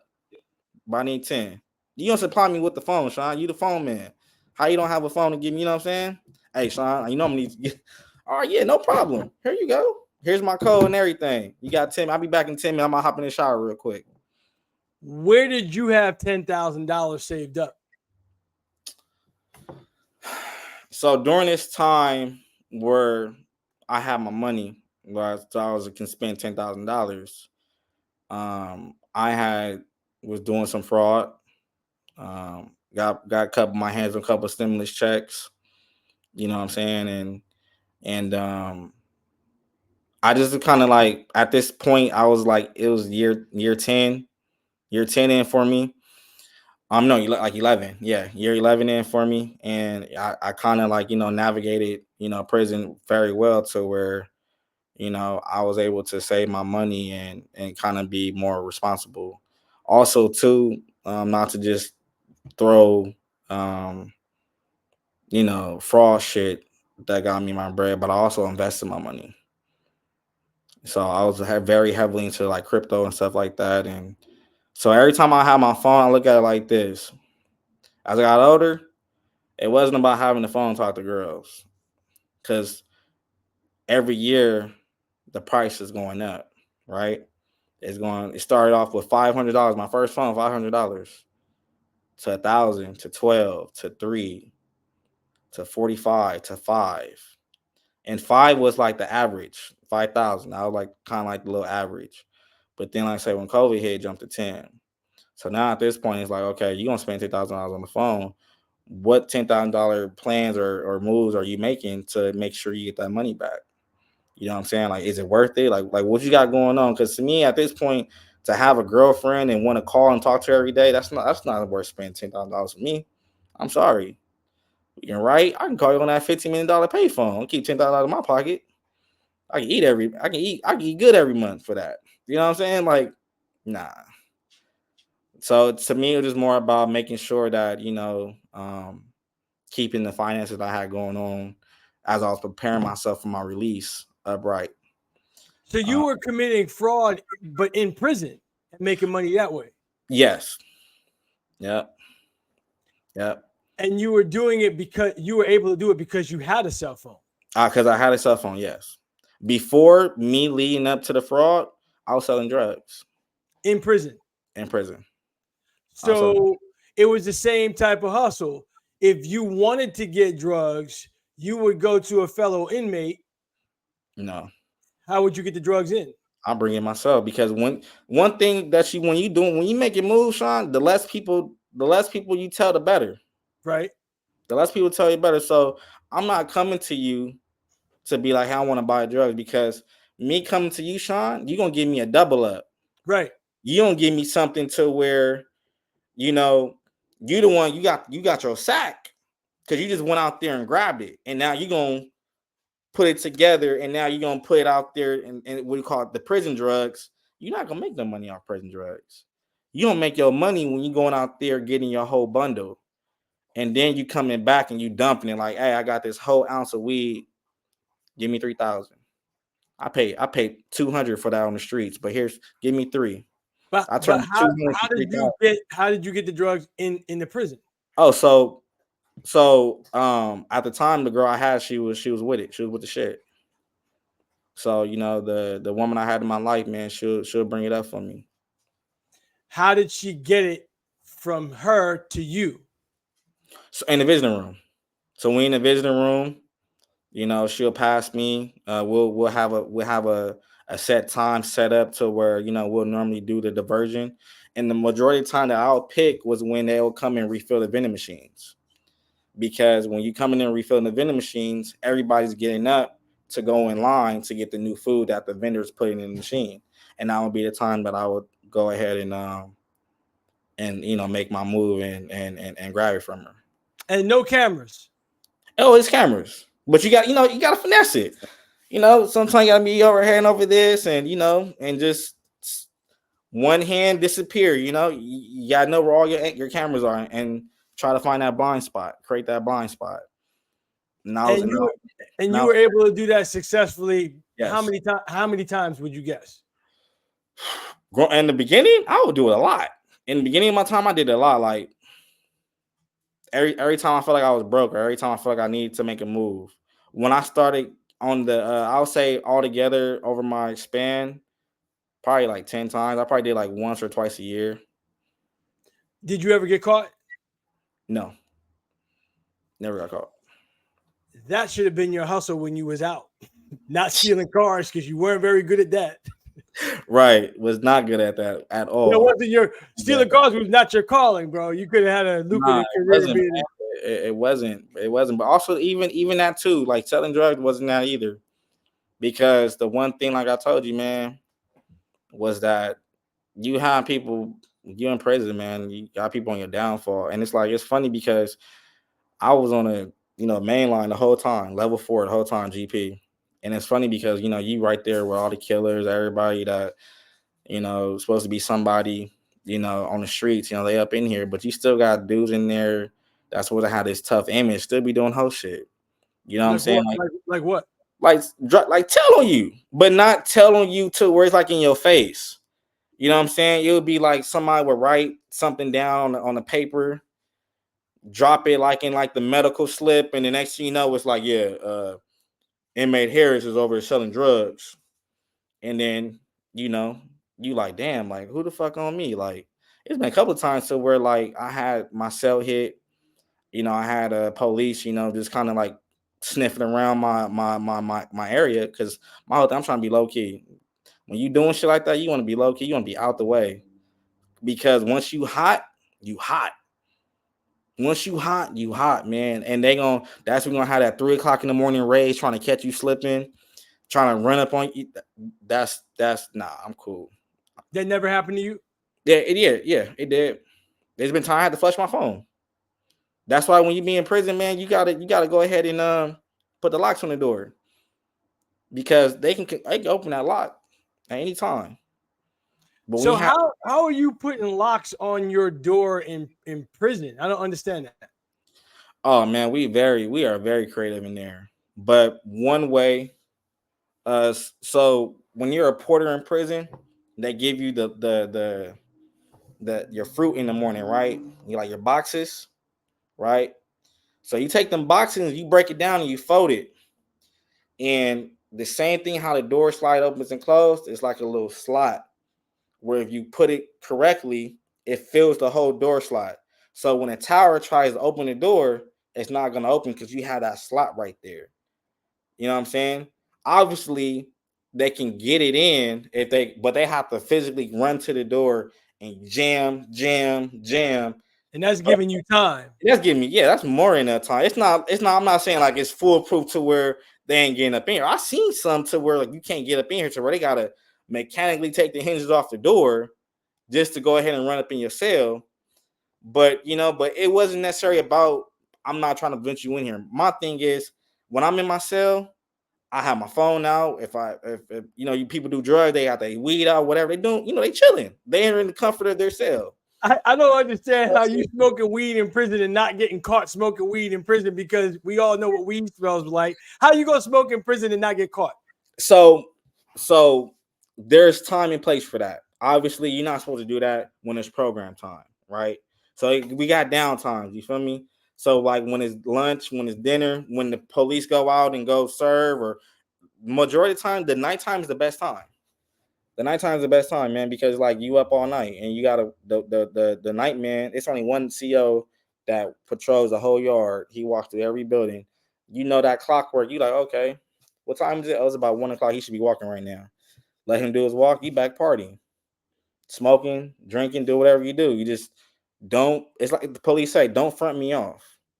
You don't do what you do, but don't have my sergeant in the building. He walks in. He's like, damn, why your building smell like weed? I'm cool. Some cells be like, I'm cool. I'm not tripping. Y'all gonna do what y'all do, but just don't let me see it because I don't want to have to do my job. Then, How did you feel about law enforcement inside of the prisons? oh man, What was your thoughts about them? I meant more bad ones than good ones. They What's your they definition of them being bad? so I get it, man. There's a lot of bad people in prison. I get it. Some people do some fucked up shit. I get it. But the thing is that like they in prison, they make you feel like they better than you. Like you ain't shit. You just a number. You just a number. Like you not a human being. Like they try to have authority over. They try to dominate their authority over you every chance they get. Every chance. You can be. They can be escorting you to the nurse, or you can be in a nurse office and be like, "Hey, stop talking to her." I'm like, what? What you mean? Stop talking. You heard what I said? And try to rough you up, or do put you in a situation to where it's like, damn, I'm gonna take it there with this dude. Is he worth me getting extra time? But you So have, go ahead, yeah, go ahead, go ahead. nah. But you just have CEOs that's in positions to where I feel like they just job is to make you belittle every chance they get. Okay, so those were the bad ones. Who do you consider the good ones? The good ones to me were the ones that didn't take their job that serious. Like, bro, I'm just here to get my check. Like, I'm not tripping. You know what I'm saying? Like I'm a CO. Yeah, don't get me wrong. Like if y'all fighting, obviously I'm gonna have to go spray y'all because y'all doing it in front of me. But my whole thing is it's like, don't do this shit in front of me. We gonna have no problem. You know what time I walk, you know what time I do this. Don't let me see shit and we good. They might ain't business, we might not business. And that's a lot of times when kept certain programs smooth because it was like, bro, I'm trying to go home. Because you had some of them, it wasn't really the blacks like that. Every now and then you find a tough black, but like on some real shit though, but they'll get stabbed. You had us inmates stabbing COs, especially the dickheads ones I was telling you about. You know what I'm saying? But the majority be like the Hispanics or the whites doing the blasting. You know what I'm saying? Because they took it too far and disrespected somebody. So, it's they whole thing like, bro, I ain't trying to lose my life. So I understand why you would say that the good correctional officers were the ones that were like, look, just don't let me see whatever it is that you're doing, right? I understand why you would think that. I'm also thinking that they're not good COs either. okay, explain. Well, the way you described it was you said they didn't really want to do their job, right? That's what you said to me. You said the good ones were the ones that didn't really want to do their jobs and laid it out for you. Like, you know what time I'm walking around here. So whatever you want to do that you know you shouldn't be doing, and I know you shouldn't be doing, just do it at a time when I'm not here. So you have Right? to right, but listen, Sean, you have to weigh out what you consider bad. What like art? It wasn't like okay, we out here trying to victimize other inmates when CL's not around. Nah, we just trying to smoke. We just trying to drink and be on the phone, talk to our family. That is it. You know what I'm saying? We not out here. What's so crazy about prison? I always say prison makes so much money they made cell phone legal because all we want to do is talk on the phone. We're not out here trying to put hits. It may be some cases, but for the most part, everybody's trying to talk to their family or trying to chase a girl. You know what I'm saying? So it's like we're not out here trying to do nothing bad. And it's But like when you said cell phones are legal now. no, I say if they were. Okay. If the prison made cell phones legal, they'll make so much money. Okay. You know what I'm saying? But it's like that's really what you have to worry about in prison. And when you have, let's just say, like you say, you consider them to be bad because they're not doing their job, it's like, damn, Sean, you tripping because I'm drinking Pruno? I'm not bothering them. I'm in my cell. I can understand if I was out here being day room, being drunk, going crazy. Yeah, but I'm doing this in the comfort. Remember, when in prison, your cell's like your house. I'm in my house. I'm in the comfort of my own space. I'm not bothering nobody. I got you. So why are you bothering me? How many years were you actually locked up? From 2009 to 2023. Okay, so you did the 14. Yeah. All right, so in your 14 years, can you recall how many inmates might have overdosed? About 50. All right. You see where I'm going with this? I see where you're going with this, but let me get a rebuttal to you of that, man. Prison is a fucked up place. And a lot of time people do drugs to escape something. You know what I'm saying? Whether it be within their own card, being bullied, peer pressure, you know what I'm saying? Family things going on out there in the streets, or they just like, I got life, bro. I'm never going home. Fuck this shit. I don't give a fuck. You know what I'm saying? And it's like, I get what you're saying about you got overdosing, but it's like everybody got their habit, Sean. Some people smoke weed, some people do heroin, some people do crystal, some people just got their own fix. And doesn't make it right or wrong because you're doing marijuana and heroin. You like wrong is wrong, but at the end of the day, it's like people how they escape. They need to escape. I hear you. I'm not talking necessarily about the inmates. You know, my cousin who passed away years ago, her saying was everybody got their vices. Okay, right. She would say that. I'm not talking about them. I'm talking about if the COs would have done their jobs, maybe some people wouldn't have lost their lives because they overdosed. That's all I'm saying. And listen, I've never been in prison. And I have to take what you're saying and processing it a little bit differently because you're living in an environment where, like I told Anthony last night, if I think of hell as this other place that you go to potentially after you die, I got my own image of what that is. Right. But if I think about what hell on earth would be, it would be prison. And you did time in this place that I would consider hell on earth, and then you got people working in that environment.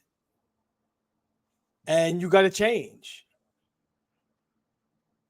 And so listening to you talk, I have to change the way my thinking is because you're talking to me about an environment I've never experienced. Right. And you're talking to me about it in a way that nobody else ever has. You know? And for me, it's really fascinating and also heartbreaking to hear who you were and what you were doing. And then all of this happened. Yep. Right? Because every time I see you, you're somebody that not only do I enjoy seeing, but you're a good person to me. And some of the things that you did that got you in trouble, when I teased you and said you should have been selling drugs instead of trying to steal cars, well, I sold drugs. I sold weed when I had a good job. I was in grad school. Like I was on a path that was even more straight-laced than yours. Right? Right. And I had an opportunity to sell meth. And when I asked it, I asked my assistant manager, I was working at Foot Locker. He's the one who convinced me to sell the weed at the time. You know, I had the whole referee outfit on, you know.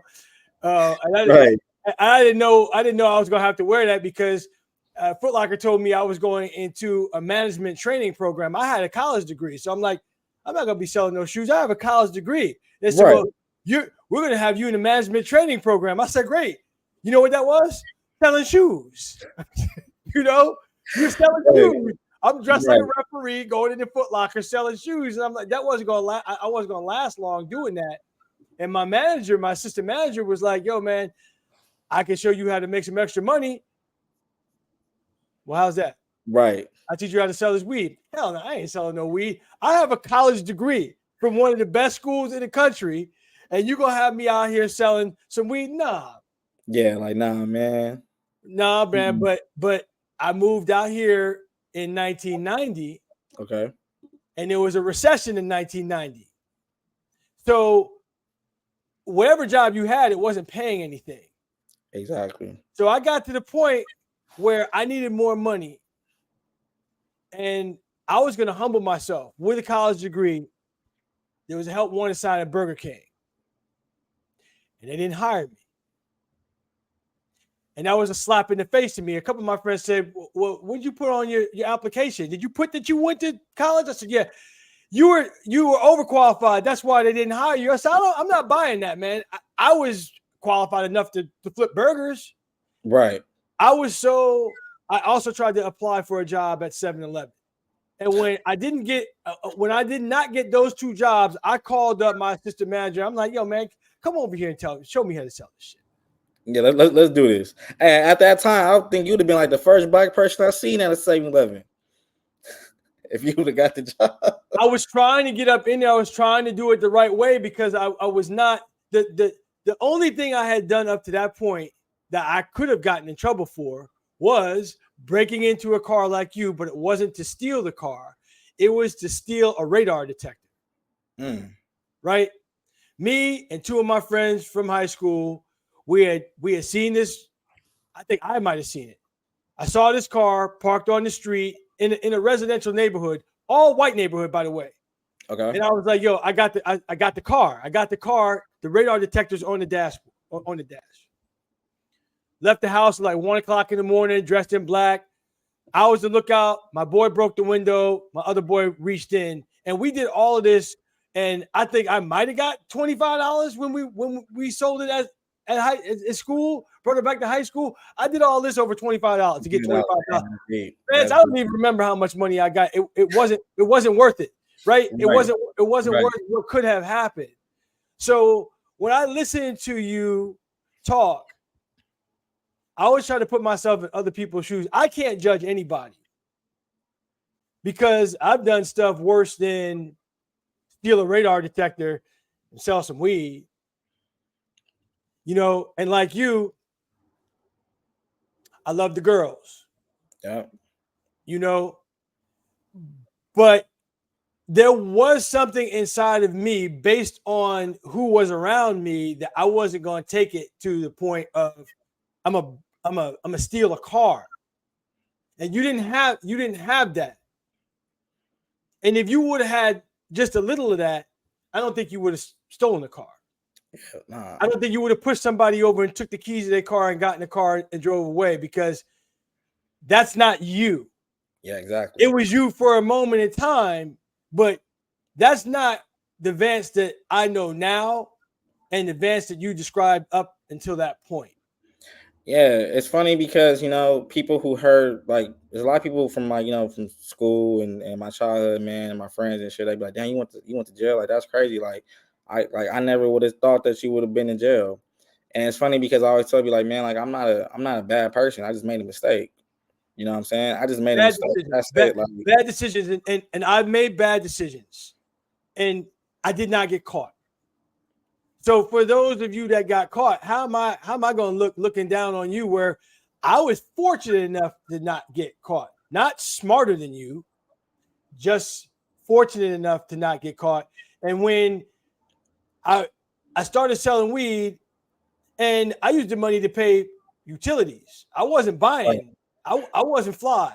I've never been into designer clothes or anything like that. I didn't feel like I needed it to get those girls, and it just wasn't me. right, I was I needed the money to pay my bills. I bought a pair of Timberlands. Out of the 3 years that I was selling weed, I bought a pair of Timberlands. I bought a couple of shirts just because I needed some new clothes. right. Got And your gear up. Got your hey gear up. Vance, hey Vance, and in the '90s, you could buy a shirt like a flannel with the flannel Yep. pattern, Yep. The pattern, and, all that. and, Yep. and it came in the bag. So if you wanted to know what kind of shirt you were buying, it was in the bag. So Yep. you took your flannel shirt out of this flannel bag.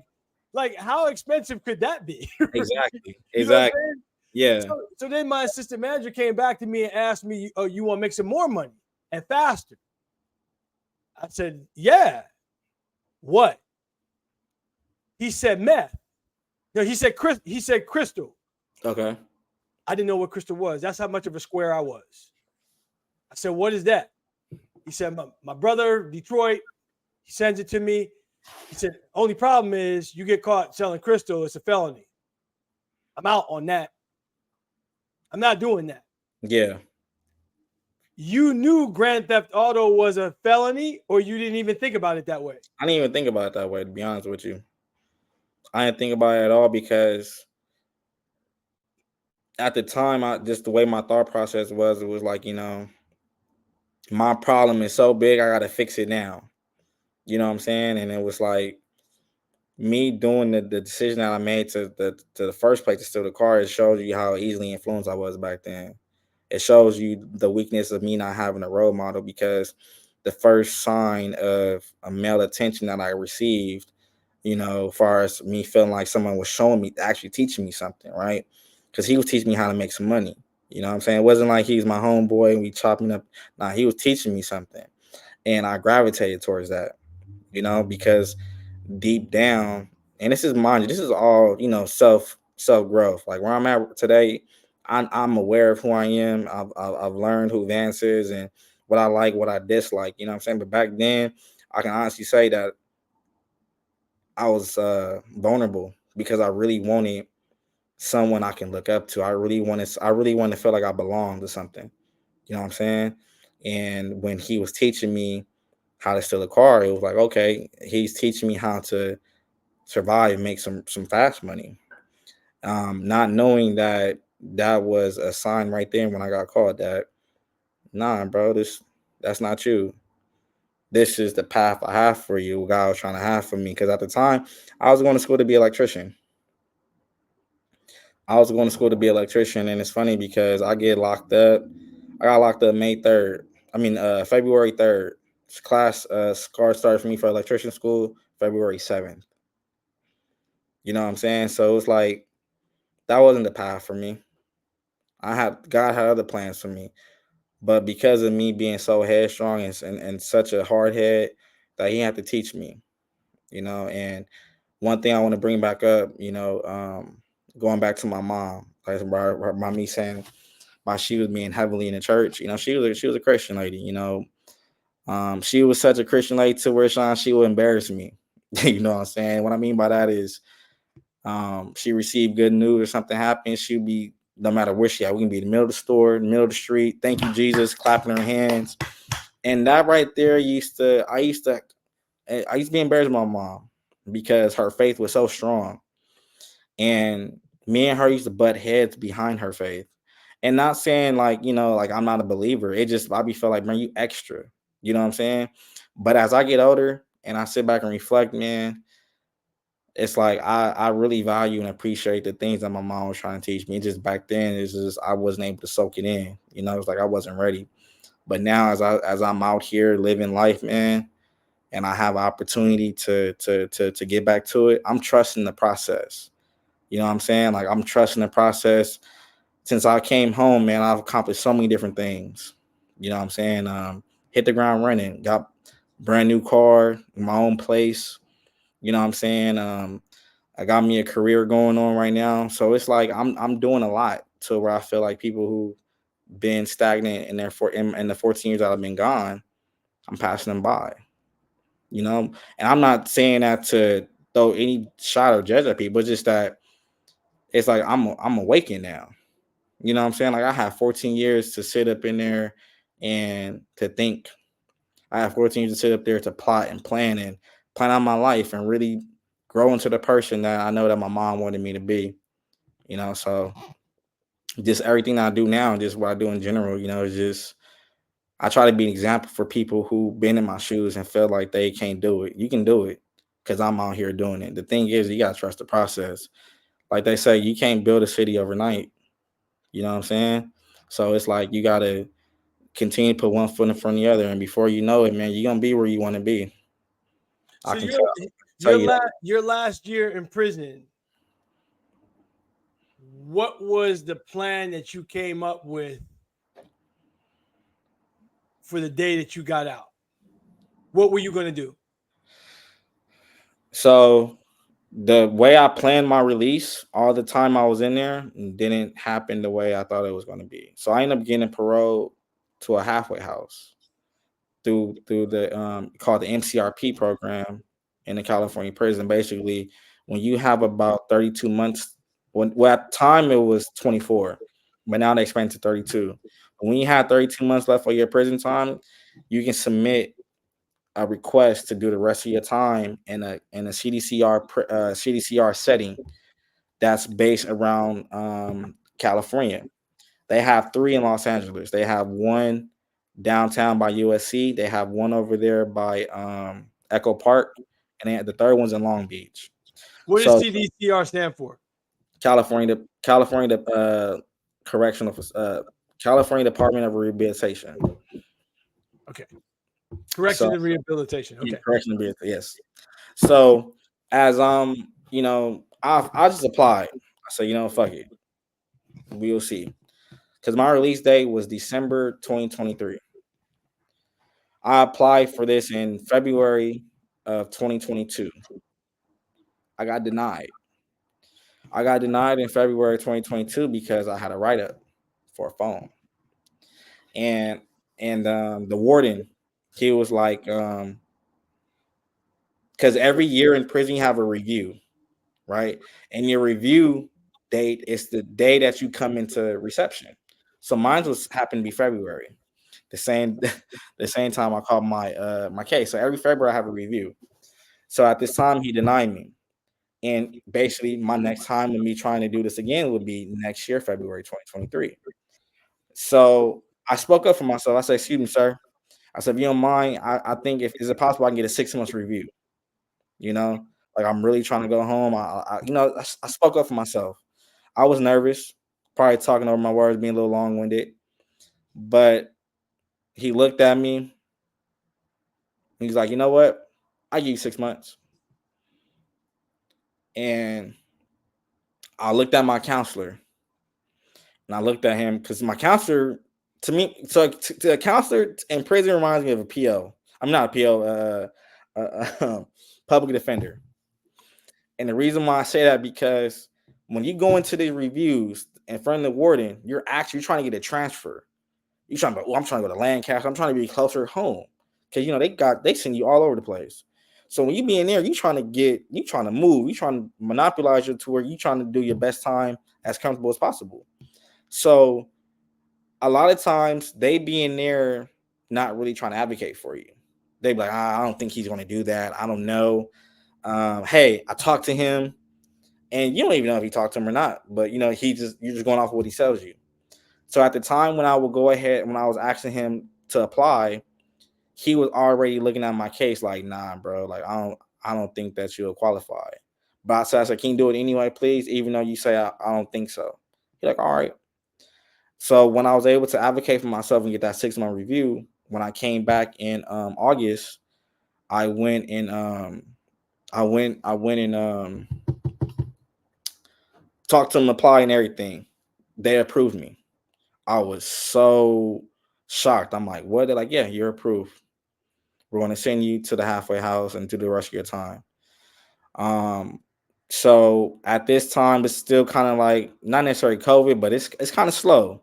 I left during the time when they approved the tablets in prison to where everybody got a tablet now. The phone calls are free and stuff like that. So, I left at a time to where they're doing a lot of changes. They started immigrating the yards and stuff like that. So, there was really no movement going on. So it's funny because when you have a transfer, it expires after 6 months, and you got to go all over through the whole process again. Sean, so I got approved in August. I did not leave to go to the halfway house until March of 2023. So that's 7 months. Yeah. So, I had to wait, and in that time I had to make sure I was clean. No write-ups, no fights, no phones, no nothing. Because you do that, you fuck up, it's a wrap. So were you able to do it, or did you try and have your phone? Nah. So get me wrong. Listen. Like I told you, I needed my phone. Don't get it wrong, but I was smart about it. So what I said was, like I told you, to me, nighttime is the most comfortable. So during the day, my phone is out the cell. Hey, Sean, hold my phone. You can have it all day. I'm not tripping. But at nighttime, before they lock everybody up, I'm coming to get my phone back. Where would you store your phone during the day? I'll give it to somebody else. Like, here, hold my phone. Like, bro, just you responsible for it. You can chill the whole day. And when if you got caught with it, was he going to dime you out? No, that was something that I was okay. I was okay with that because it was. I'd rather you get caught with my phone than for me to get caught with my phone. And they wasn't going to snitch on you. No. Okay. No. We wasn't on that type of facility. So when I was giving my phone, like saying, and me giving somebody a phone, it's like that's like a lookout. I was like, oh man, he really fuck with me. Obviously, I didn't give it to the average Joe. It's time okay, I watch your program. You smooth. You don't be running around. You don't be doing too much with the police. You out the way. So here, go ahead. Just don't talk to no crazy girl to where she'll call up here and report you that you got a phone. You know what I'm saying? But that's what I did. That's how I did it. I only be on the phone at nighttime. And then first thing in the morning, I'm sending it out. So I skated through that. So take me to the halfway house. You're in the halfway house. You got in. First day, man. First, matter of fact, man, I'm gonna send you a video, Sean, that I had first day of me getting there and first day of me leaving. I'm gonna send it to you on Instagram. I'll make sure I do it either before we end or after. But what I wanted to make sure that I bring up to you was this. When I got there, I was so emotional because when I'm leaving the prison gates, I'm like, damn, man, like it's funny because you feel like how most people feel like you be like, damn, did they make a mistake? I hope they don't try to make a mistake and try to bring me back. And it was crazy because the whole time that I've been in prison, I've been living behind a tent. Even when they take you to court, you in the big county jail bus, you can't see who's up in there. Even when they transfer you to different prisons, you behind a tent. You know what I'm saying? And even when that last little van that they took me in, take me to the halfway house back to LA, from Sacramento. It was like me stepping out. I felt like people saw me for the first time in 14 years. You know what I'm saying? People was able to really see that I'm a human being again. You know, like I'm not even gonna lie to you. As soon as I got off and then they let me go, like be like, okay, hey, you're free, yeah, you're cool. Just hang around here real quick, man. We're gonna try to drug test you. I went outside and I stood in the street. Not like on purpose, but like unconsciously. And somebody hunked at me. And I'm like, you can see me? They're like, yeah, get up the street. But that was amazing to me because it's like, man, I feel like I'm being seen again after all these years. You know what I'm saying? So it's just like that was a humble experience because I didn't think that I was gonna come home that way. I was talking about going home, my sister or my grandma picking me up, you know, like that, but never in a sense to where I Like in come the home. movies. Yeah, like in the movie, like you see on the movies. Yeah. And but you know, that was the best thing that happened to me because that's how I got connected with ARC. You know, Oh, that's how while you at the I was halfway at the halfway house. Yeah. I've never heard of ARC as much as they've been in all the prisons. I never heard of ARC because they wasn't really on the 4 yards. That was more like in certain program, like a certain what do you call it? Like the good yards. You know what I'm saying? The good yards and shit like that. To where everybody they have programs where you got the board, the people over there that has board and stuff like that. They're trying to go home. So they was more like over there. So where I was at with the knuckleheads and shit, they wasn't over there. You know what I'm saying? So with me figuring out where they at, and honestly too, even with me going to ARC, I was trying to get the fuck up out of the halfway house. I'm like, man, I'm trying to get up out of here. But in the halfway house, you gotta have a place to go, like for a reason. Why you going to ARC? For resources. Okay, I'll approve the pass for you to go. You know, you can't just be like, hey, I want to go to the liquor store real quick. No. You have to either be going to a dentist, doctor, job interview, school, work, or going somewhere for resources. That was the only way that you'll be able to leave. So, how long did you stay in the halfway house before you were released to ARC? No, so so I was there until December. So the whole time you're there, you're still under CDCR. You got your CDC number and everything. You're just in a controlled environment. So you have an ankle monitor on 24/7.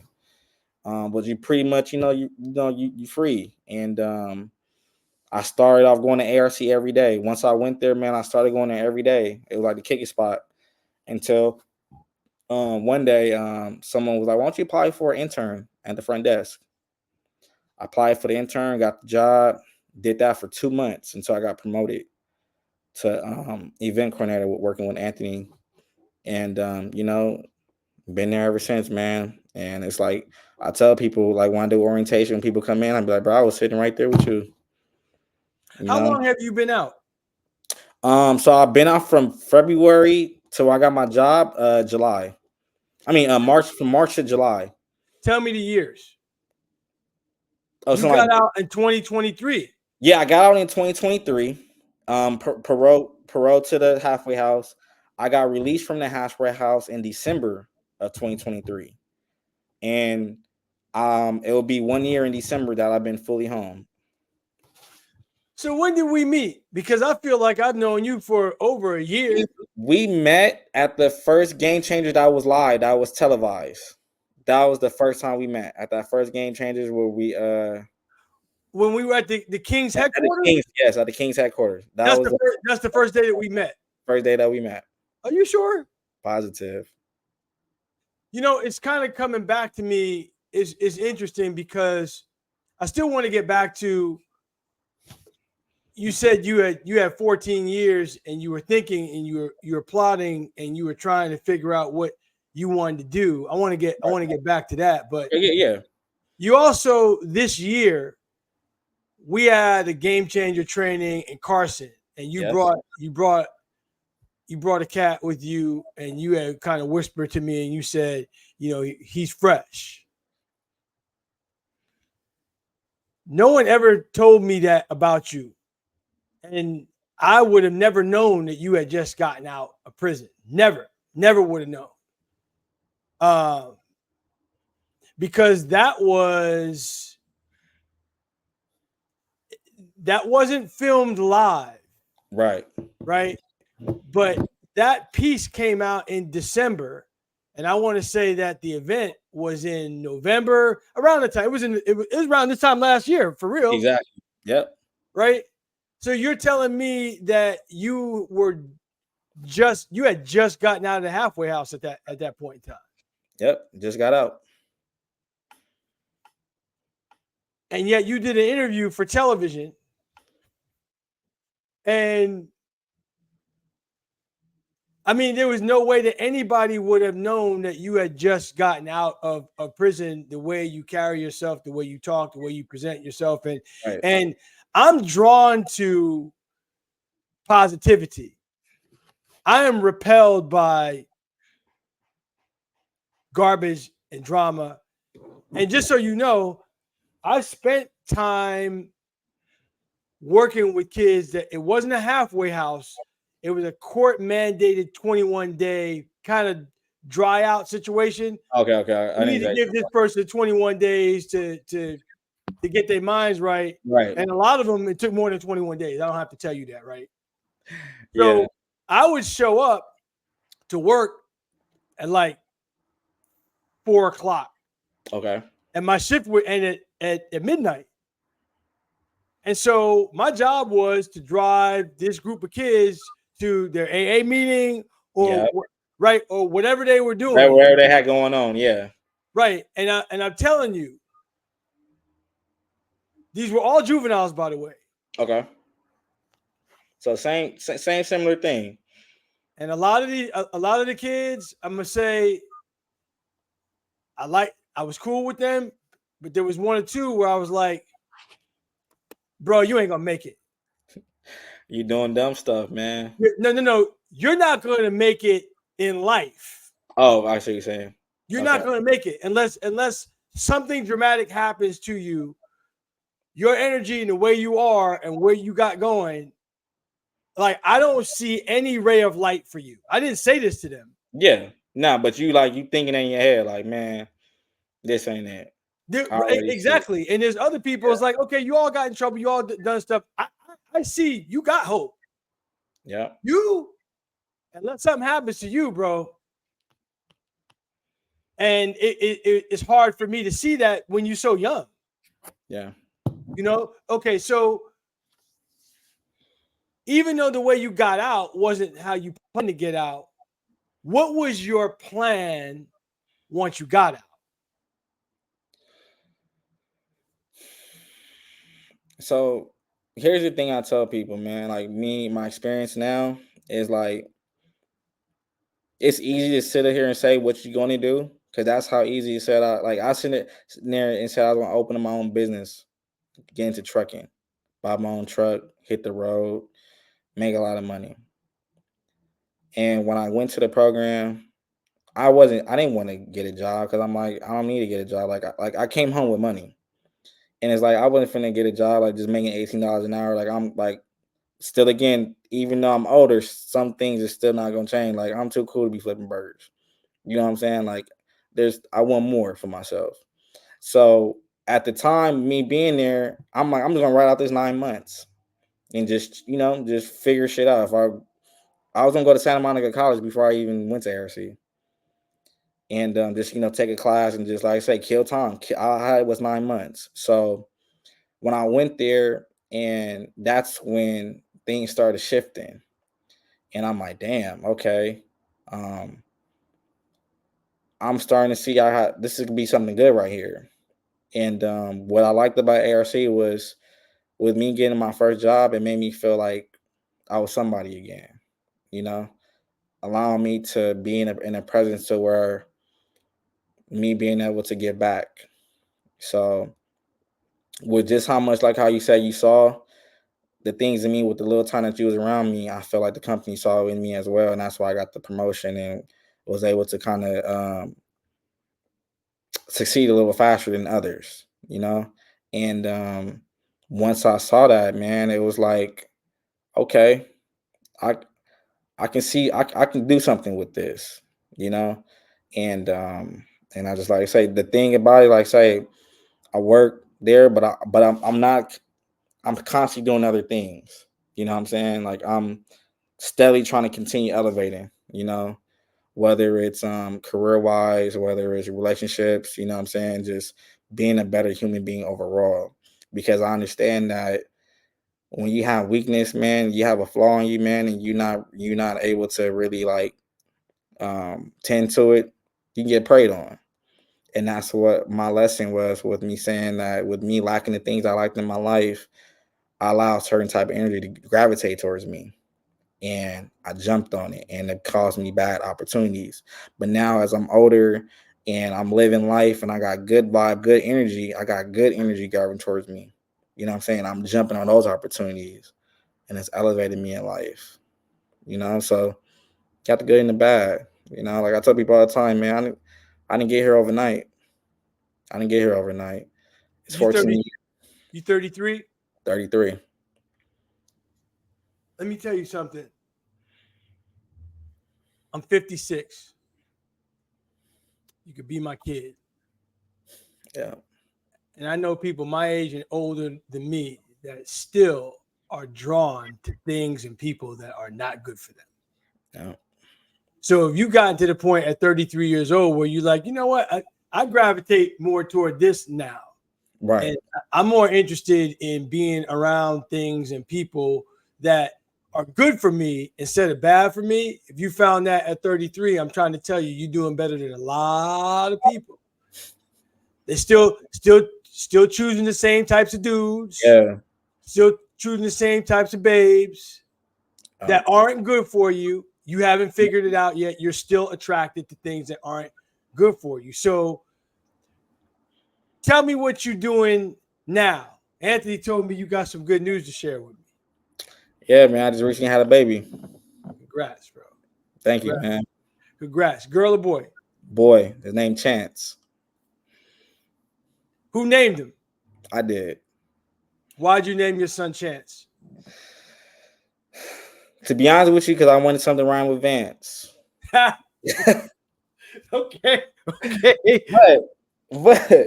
but you know, as I already had the name in mind, it started becoming more meaningful to me because it's like this is a second chance. You know, Your son is your second Yep. second chance? My second chance. You know, being able to just be that person I was. You know, like be able to be there for him because I felt like the old version of me wouldn't have. I'd rather be able to bring a baby into the world now that I have it figured out more than me trying to still figure it out. You know what I'm saying? I'm not saying I have it perfect, but I have a roadmap, I have a plan, and I'm sticking to it. You know, and it works for me. You know, so it's like I figured that out to where, like I told you, man, it's just what brings me peace, what brings me joy to my life, man, is just knowing that I'm able to get up and live the life that I want to live. Not being attached to anything negatively. It's funny, like I told you, I'm being in prison, being around the gang shit, hearing blood and cuz all day, Hoover, whatever, you know what I'm saying, and Mexicans, white, dealing with all that, and even still me working with the um, incarcerated population with my job now, and not still having to feel like you have to be somebody that you're not, like I'm Vance, you know what I'm saying? I'm who I am. I'm happy with that, and I tell people all the time, bro, like you don't gotta act tough, just be you.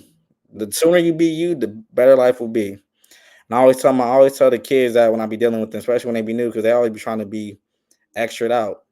I remember I had one youngster with me. I took him to Northridge Mall. He never been to Northridge Mall. I had to go make a run real quick, pick up something. So he's walking out, got the red flag hanging and just belling, right? I said, I didn't say nothing. I'm like, we ain't with Northridge. Ain't nothing gonna happen. By the time I said, hey, I just want to let you know if I was an op, I would got you right now. Because he walking around looking. I said, look, you putting a target on your back, man. I said, and the best way to succeed in life, man, you got to be undetected, go under the radar. You can still be who you are, but I'm bringing a target to your back.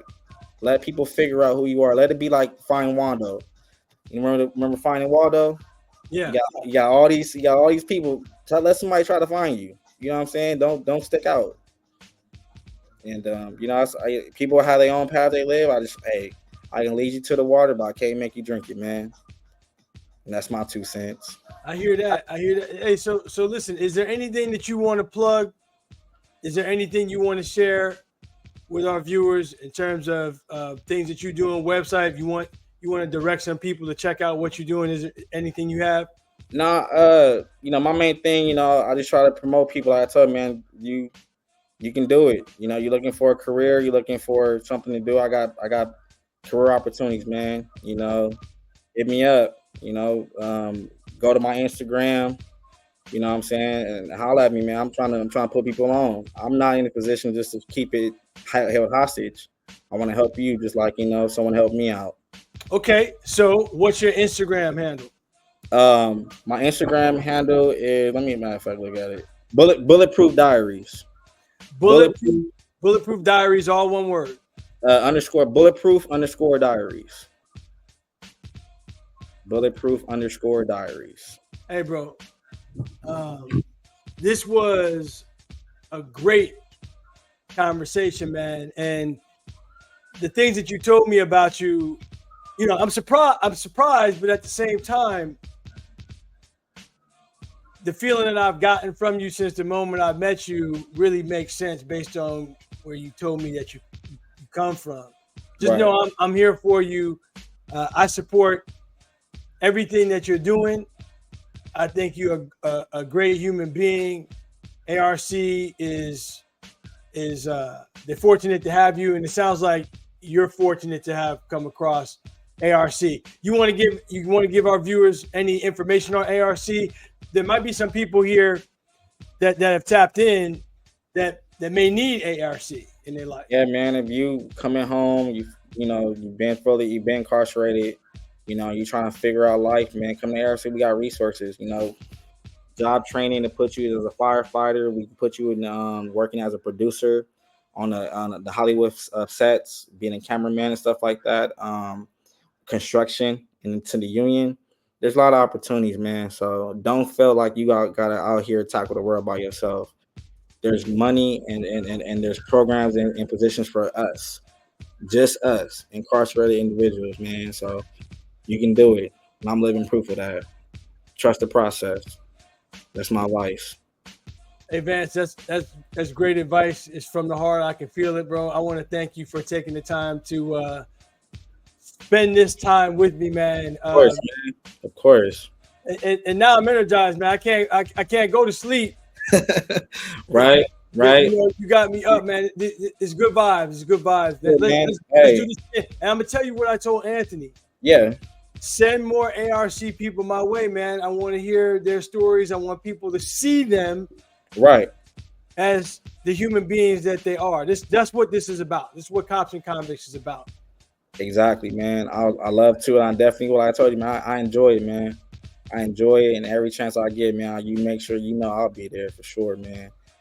And thank you again, and we definitely gotta do this again, Sean. For sure. We will. All right, y'all. We out. Thanks for tapping in. I'll see you next week.